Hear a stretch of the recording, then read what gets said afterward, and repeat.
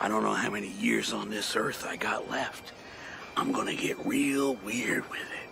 Welcome, weirdos. Today, we descend into 3 books, each one peeling back layers of identity, anxiety, and haunted flesh. There are collaged psyches, possessed bathrooms, and essayed horror theories. The first book that I am talking about is A Creepy Boss, Rubbery Eggs and Exploding Heads by Tex Tipton. Before I get into the book, so I have a copy of this. This was originally one of the books my Patreon member requested. However, the first copy I got came with these really weird stains on it.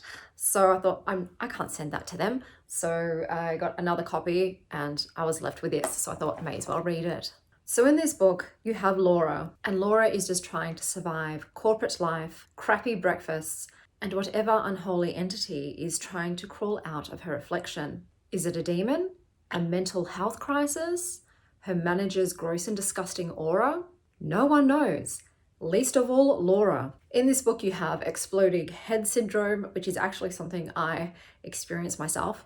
Sexual predator bosses, have also experienced that. Scrambled identity crisis, and you guessed it, rubbery eggs. When reading this book, do expect bathroom mirrors that stare back, vibes that are so off occupational health and safety services should be called, and the worst boss since Satan tried, middle management. The themes in this are possession, paranoia, capitalism, power dynamics, burnout, absurd horror, and the slow erasure of self. There is a lot of workplace dread, trauma, and psychological unraveling in this. You do have an unreliable narrator, and you're never certain, is it demonic possession or is it just mental disintegration due to trauma? There is on-page essay and grape in this book. The story spirals into madness very quickly, and the ending is ambiguous. And just like the character Laura, I didn't understand what was going on. I also really felt for the poor husband in this. That is the most sympathetic character in the novel. It is a very fast-paced read and it is compulsive. You do just sort of want to continue and find out what is happening.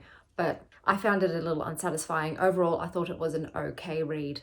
Then I picked up Like You Never Had Wings, Transformation in Horror. This is a book in which there are 3 essays, one by Joe Cock, Charlene Alsby, and Kyle Winkler, who peel back the rotting wallpaper on the human condition. Joe Cock's essay is titled God, I Feel Murder Tonight, Trauma Transformation and Beyond the Normal in Horror. In this essay, he talks about fairy tales as precursors to modern horror, in particular the story The Frog Prince. Death and trauma are examined not just as events, but as processes that corrode the psyche and infect language, narrative, and perception. And then you have Kyle Winkler's essay, Shit Mirror. Shit mirrors have transformative purpose. They force the person looking into it to reconstitute their life by showing them an awful truth. This essay ends up being a bit more like a memoir of how they want a horrific transformation. I thought this one felt a bit convoluted. And then you have Charlene Alsby's essay, The End of What Is and the Monster It's Become, which looks at transformation horror through a classical philosophical lens. A special shout out to the ancient Greek dudes Plato and Aristotle, as well as etymology. All the essays explore horror theory, literary experimentation, and cultural philosophy. Each essay in this triptych unpacks the transformations that unsettle us, from flesh to idea, from self to non-self, the intellectual dismembering of fear and identity. I think that the essay could have used an introduction to maybe the overarching theme and also maybe a bit of background on the individual writers in this book and maybe their previous works. To me, the collection just felt like overthinking shit. I didn't really come away from it with anything tangible. I think a lot of it just kind of went over my head.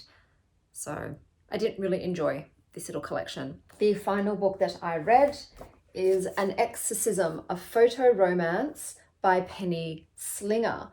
I will insert some footage here of me flipping through it, but majority of the images in this are both nude and sexually explicit. She went into the mansion to find herself. She left with 87 copies, all collaged, and a lot of them nude. So in this, Penny Slinger took one look at Lilford Hall in 1970, which is a crumbling estate in the British countryside, and decided it's basically her psyche but with better wallpaper, and proceeds to stage a full-blown spiritual art heist. Instead of holy water and priests, she uses photo montage, papier-mâché masks, and the raw power of surrealism to evict every patriarchal ghost living rent-free in her head. This book is not a romance unless your type is yourself, but weird now. It is a breakup letter to repression, a love poem to the haunted female form, and maybe a goth zine made by your inner child after she stole your mother's eyeliner.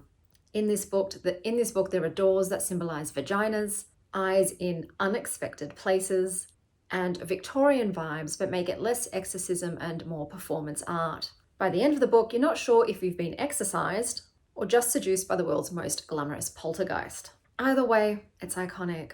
The main themes in this are of psychic death and rebirth, the feminine and the erotic, and decay as transformation. Visually, there was a big emphasis on the fragmented female self. Slinger presents herself in multiple guises: maiden, ghost, lover, goddess, and doll, suggesting that female identity is not singular, but a collage of roles, projections, and archetypes. She engages with traditional images of femininity, so think brides, dolls, nudes, but subverts and reclaims them through surreal recontextualization. I think that the author is hoping to inspire others to own one's shadow for self-regeneration. The images are mostly black and white with occasional pops of colour, all done in a very gothic style. I really enjoyed the Rose Garden segment, which is mostly about self-pleasure. There is also some religious imagery in this and mentions of suicidal ideation. It's not a linear story. The writing segments are quite fragmented and poetry-like. I will read you one of them. I'll just pick a random page that hopefully has no nudity. Nope. Look, it is very hard to find pages without nudity. Here we go. Or, but alone in an empty room, without him, she's frightened by the dark. With no daddy around, all is darkness. Where is the inner light? Apparitions loom about her, threatening to get in. Daddy, Daddy, where are you? Are you gone forever? Why don't you come and guide me through? Whose are those terrible monsters? Do they belong to you? I become her, cowering, crouching, retreating from the unknown. The author is definitely haunting her own narrative. I enjoyed some of the written pieces, but I felt like they became a bit repetitive, so I think perhaps we didn't need a written segment for every photograph. They could have been reduced, and that way would have been more impactful and less same as you read along the book. I also do feel like the imagery kind of speaks to itself. I think originally it didn't have the text to go with it. It was just a photo journal, but in subsequent printings, they did add the writing. I liked it. It's definitely my kind of aesthetic and art style. So I found it quite enjoyable and both a form of reclamation and eroticism. To sum up the books that I read for this reading vlog, I am going to give you a less weird option for each of these books. So for An Exorcism, a photo romance by Penny Slinger, I would recommend The Diary of Frida Kahlo, an intimate self-portrait.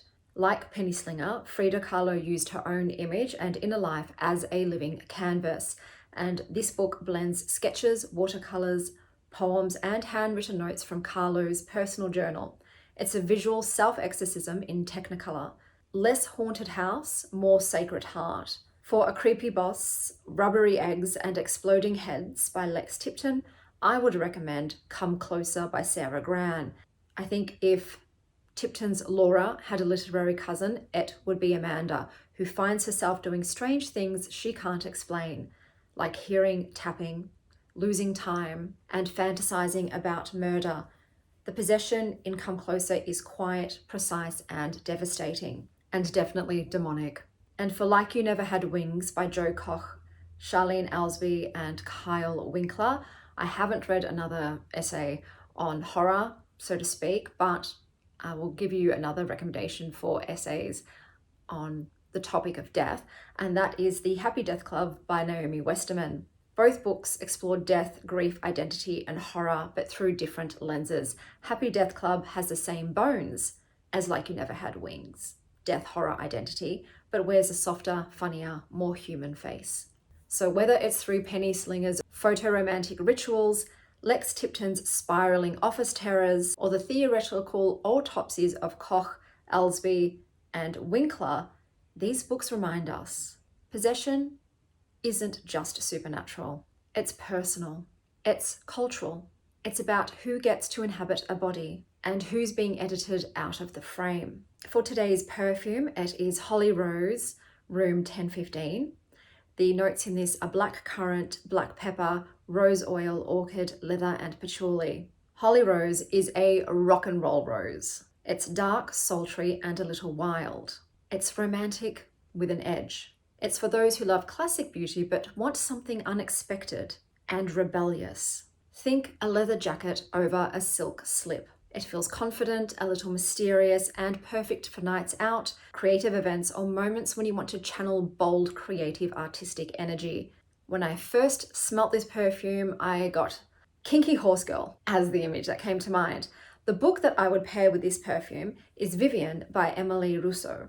It's a novel that reads like a poetic biography, blending fiction and conceptual art theory, exploring a woman artist's life through fragments, text, and visual culture. It's about art making, aging, memory, and the tension between public persona and personal life. A rose that rewrites itself.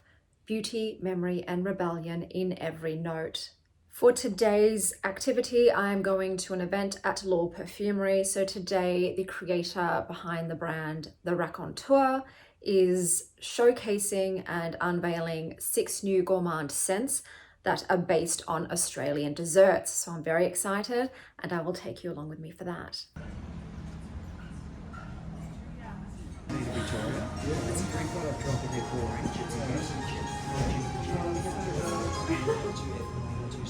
They're definitely very free-spirited. They're pretty wild.